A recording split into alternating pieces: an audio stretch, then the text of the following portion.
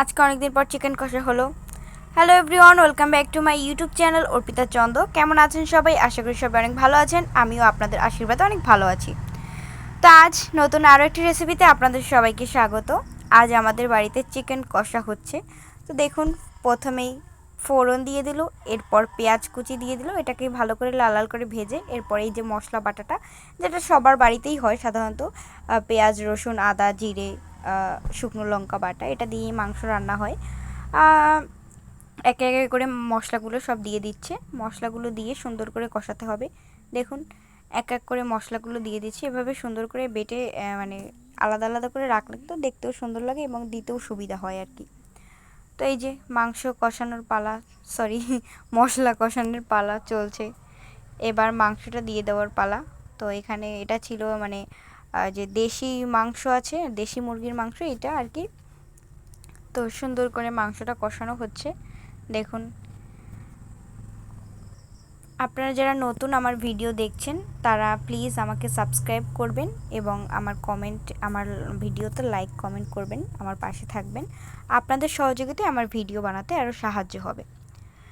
ধন্যবাদ সবাইকে।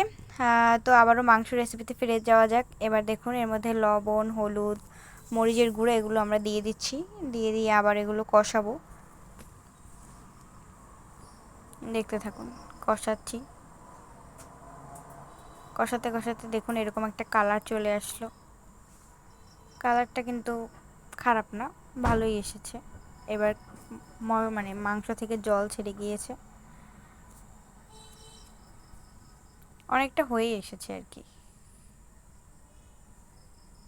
এর মধ্যে এখন একটু কেওড়া জল গোলাপ জল অ্যাড করছি আর কি, নতুন এক্সপিরিয়েন্স। মানে মাংসটা একটু ওরকমভাবে রান্না করছি আর কি, বিরিয়ানির মতো করে। খেতে কিন্তু ভালোই হয়েছিল, খারাপ হয়নি একটু। মানে এটা একটা নতুন ধরনের রান্না আর কি, মানে একটু এই কেওড়া জল টল, মাংসে তো সাধারণত এসব দেওয়া হয় না, এগুলো তো বিরিয়ানিতে দেওয়া হয়। তো আমরা একটু মাংস ট্রাই করলাম, খারাপ হয়নি, ভালোই হয়েছে। এবার গরম জলটা দিয়ে দিলাম।